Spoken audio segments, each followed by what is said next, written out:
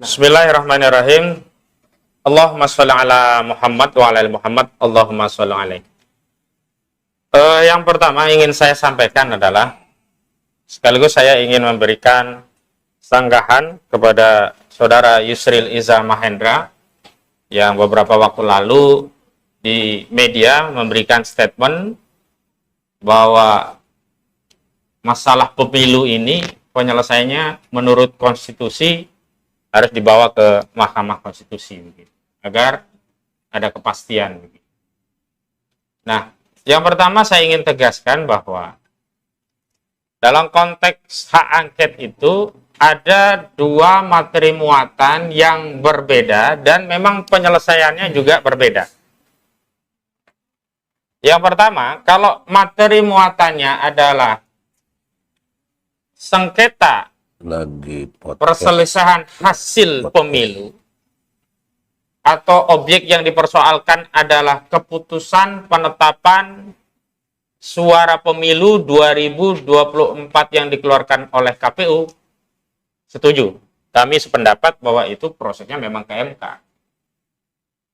Namun sampai hari ini kan belum ada keputusan yang dikeluarkan oleh KPU terkait penetapan hasil suara pemilu 2024. Karena itu saya juga menyanggah kalau ada narasi hak angket itu diajukan oleh pihak yang kalah. Karena sampai hari ini belum ada pihak yang kalah atau yang menang. Karena belum ada keputusan penetapan hasil suara pemilu 2024 oleh KPU. Adapun hasil hitung cepat, entah lembaganya Kodari, DNIJA, dan yang lain-lain, saya ingin tegaskan, informasi yang mereka keluarkan secara hukum tidak bernilai. Informasi yang mereka sampaikan secara hukum tidak bisa dijadikan rujukan untuk melakukan selebrasi kemenangan terhadap proses pemilu yang belum tuntas. Bahkan informasi-informasi itu mengganggu proses pemilu itu sendiri. Karena seolah-olah pikiran publik diajak untuk mempercayai hasilnya seperti yang mereka sampaikan. Dan kemudian nanti seolah-olah kalau KPU hasil akhirnya sama dengan lembaga-lembaga hitung cepat itu seolah-olah sudah benar juga. Padahal problemnya adalah apakah benar pemilu ini berjalan sesuai dengan ketentuan peraturan perundang-undangan. Sebagaimana diatur dalam Undang-Undang Nomor 7 Tahun 2017 tentang pemilu. Jadi sampai hari ini belum ada keputusan KPU tentang penetapan hasil suara pemilu 2024, sehingga saya tegaskan sekali lagi melalui konferensi pers hari ini bahwa belum ada pemenang atau siapapun yang kalah dalam pemilu ini. Karena itu tidak boleh ada narasi yang menyatakan bahwa hak angket itu diajukan oleh pihak yang kalah. Tidak. Lagi pula, kepentingan yang ingin kami sampaikan melalui konferensi pers ini adalah bahwa hak angket itu tujuannya adalah untuk melakukan proses penyelidikan terhadap dugaan kecurangan pemilu 2024 yang terjadi secara sistematis, masif, dan terstruktur, atau dibalik, terstruktur, sistematis, dan masif. TSM. Bahkan TSMB, terstruktur, sistematis, masif, dan brutal. B ya? Iya. Kenapa tambah bisa? Lagi G, gila. Iya. Kenapa demikian? Karena temuan-temuan yang hari ini kita saksikan dalam sejumlah informasi, baik pra pencoblosan, saat pencoblosan, hingga hitungan yang dilakukan oleh Sirekap, itu semuanya mengindikasikan kecurangan yang bersifat terstruktur, sistematis, dan masif. Contoh, di dalam hasil hitung Sirekap itu kan ditemukan berbagai problem, diantaranya TPS-TPS yang secara ketentuan kita punya 823.000 TPS seluruh Indonesia yang harusnya masing-masing TPS maksimum itu 300 suara, kok bisa ada suara yang lebih dari itu, ada yang 80.000, ada yang 500, ada yang 1.000, itu kan sudah aneh gitu loh. Apalagi kemudian diperkuat oleh temuan dari Timnas Amin yang disampaikan oleh saudara Bambang Wijoyanto yang menduga kuat ada desain algoritma di dalam sistem Sirekap KPU yang didesain untuk memenangkan paslon tertentu dengan kualifikasi suara tertentu. Artinya apa? Ada dugaan kuat sistem IT di KPU itu, sistem Sirekap, sistem rekapitulasi suara KPU itu didesain untuk memenangkan paslon tertentu dan dengan suara tertentu. Artinya suara tertentunya adalah melebihi 50% dan sebarannya sesuai dengan ketentuan pasal 416 tersebar di lebih 20 provinsi sehingga cukup satu putaran gitu. Nah, temuan dugaan seperti ini harus diklarifikasi, diverifikasi dan dibuktikan. Dan format untuk mengklarifikasi, memverifikasi, dan membuktikan dugaan-dugaan kecurangan pemilu itu bukan di MK. Karena kalau hari ini kita mau membawa perkara itu ke MK belum ada objeknya. Apa yang mau kita gugat ke MK? Wong KPU belum mengumumkan keputusan, belum ada penetapan hasil suara, belum ada penetapan siapa yang menang atau yang kalah. Adapun selebrasi yang dilakukan oleh paslon tertentu, sebut saja Saudara Prabowo dan Gibran Raka Buming Raka, itu kan selebrasi yang prematur. Belum waktunya. Dan bahkan saya menduga ada intervensi asing dalam selebrasi itu. Kenapa? Karena duta besar Cina kok berani-beraninya memberikan ucapan selamat kepada Prabowo Subianto, padahal belum ada penetapan hasil suara pemilu 2024 ini oleh KPU. Lalu apa tujuan daripada duta besar Cina datang ke Prabowo memberikan ucapan selamat? Waduh. Apa dia mau berfungsi sebagai buzzer? Sementara Amerika enggak ya? Kita kesampingkan yang lain lah, kita fokus Cina. Iya. Negara yang lain menghormati karena belum ada keputusan. Saya nggak mau juga nanti kita dianggap pro Amerika juga gitu, Bang. Kita tidak pro kemanapun, tapi normatifnya sampai hari ini belum ada keputusan rekapitulasi hasil suara oleh KPU. Sehingga belum ada yang menang dan kalah.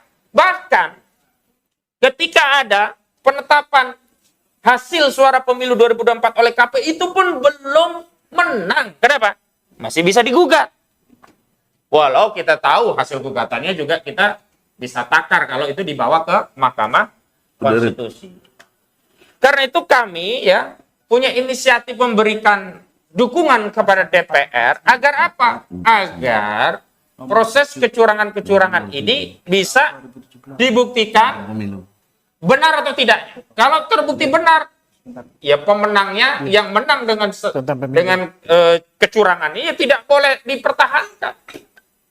Harus dibatalkan. Kalau tidak, ini akan membersihkan pemilu ini dari berbagai praduga. Artinya apa? Hasil pemilu menjadi legitimate. Kalau tidak ada proses kecurangan ini dibiarkan, maka apa? Akan ada praduga bahwa pemilu ini tidak legitimate dan ini juga berbahaya bagi pemenang. Seolah-olah dia menang karena kecurangan. Jadi ini ada kebaikan bagi semua calon, semua paslon. Kalau dia menang, berarti dia menang dengan menghilangkan berbagai praduga. Nah selanjutnya kenapa pilihan politik hak angket ini yang kami dorong? Terus terang saya sama Bang Egy tidak memilih, nanti Bang Egy bisa tambahkan, karena sudah punya pengalaman panjang di MK. Apalagi pasca keluarnya putusan 02, Majelis Kehormatan Mahkamah Konstitusi. Ingat, Majelis Kehormatan Mahkamah Konstitusi memberikan sanksi Anwar Usman dicopot dari jabatannya sebagai Ketua MK, itu bukan karena Anwar Usman main perempuan, bukan karena Anwar Usman main judi, bukan karena Anwar Usman misalkan dia mabok-mabokan, bukan. Jadi pelanggaran etiknya bukan terkait pribadi seorang Anwar Usman, tapi pelanggaran etik saat memutus perkara, mengadili dan memutus perkara nomor 90. Yang bersifat nepotisme. Di mana di putusan itu akhirnya Gibran bisa lolos karena pasal 169 huruf Q Undang-Undang Nomor 7 Tahun 2017 ditafsirkan dan akhirnya nggak harus 40 tahun, boleh kurang 40 tahun asal pernah menduduki jabatan politik melalui pemilu atau pilkada. Jadi umat normal ya. Artinya ketidakpercayaan kita bukan hanya kepada pribadi Anwar Usman, juga kepada lembaga MK, karena pelanggaran etik yang dilakukan oleh Anwar Usman yang dia dipecat itu bukan karena pelanggaran etik secara pribadi yang saya sebutkan tadi. Misalnya kan kalau kemarin itu Anwar Usman dicopot karena dia ketahuan selingkuh, karena mabok, karena judi, oh bisa kita katakan MK-nya masih baik. Anwar Usman saja yang brengsek. Tapi kan kemarin itu saat memutus, kalau memutuskan keputusan MK kolektif kolegial, tidak bisa sebenarnya disalahkan Anwar Usman saja. Artinya ini juga yang membuat kita tidak percaya sama lembaga Mahkamah Konstitusi. Semua hakimnya kan juga Semua hakimnya kan terlibat. melanggar etik. Melanggar etik, bedanya sanksinya kalau Anwar Usman dicopot, yang lainnya mungkin teguran dan sebagainya begitu. Copot sebagai ketua ya. Ya. Karena itu kita tidak percaya membawa lembaga ke MK karena itu. Dan yang kedua, Nggak ada. ingat yang kita dorong itu bukan 169. keputusan penetapan hasil suara oleh KPU, tapi proses pemilu yang curang. Karena itu kita dorong melalui hak angket. Kenapa?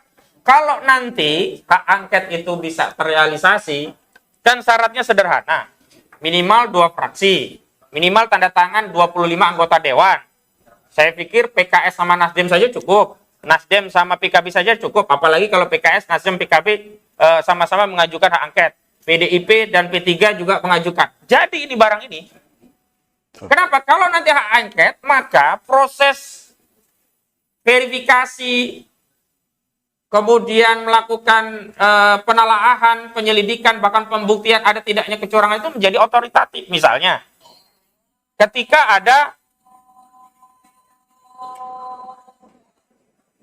ada dugaan sistem Sirekap ini didesain dengan algoritma untuk memenangkan paslon tertentu dengan jumlah suara tertentu, Timnas Amin kan mengajukan permohonan untuk melakukan audit forensik kepada KPU dan Bawaslu. Tapi kan tidak ditindaklanjuti. Kenapa? Karena tidak punya kewenangan. Tapi nanti kalau DPR melalui panitia angket nanti, ya mau tidak mau harus dilakukan. Karena punya kewenangan, bahkan bukan hanya berwenang membentuk tim audit forensik, memerintahkan dilakukan audit forensik, memanggil KPU, memanggil Bawaslu. Termasuk tim ini bisa memanggil saudara Joko Widodo. Bahkan memberhentikan bisa. Apabila ternyata dalam penyelidikan kecurangan pemilu ini ada indikasi melibatkan saudara Joko Widodo melalui cawe-cawe presiden, maka DPR harus manggil presiden. Ditanya di dalam sidang di depan DPR, "Hai presiden, kenapa Anda ikut cawe-cawe? Kenapa Anda ikut curang? Kenapa Anda perintahkan sistem IT KPU itu untuk pemenangan calon tertentu, misalkan temuannya demikian." Nah, ini yang bisa melakukan ini DPR. MK nggak bisa. MK nggak bisa. Dan pertimbangan selanjutnya adalah begini, agar sengketa pemilu ini diselesaikan secara politik melalui politisi di Senayan. Jangan sengketa ini diselesaikan melalui hukum. Nggak akan tajam hukum itu melawan politik. Kecuali persoalan hukum bisa diselesaikan dengan lembaga hukum. Ini persoalan politik. Maka yang menyelesaikan harus lembaga politik, yakni DPR dengan kewenangan politik, kewenangan angket. Tambahannya adalah, kalau ini diambil alih DPR, maka rakyat juga ada jaminan keamanan. Jadi tidak lagi kita dibenturkan, kepung KPU, kepung MK.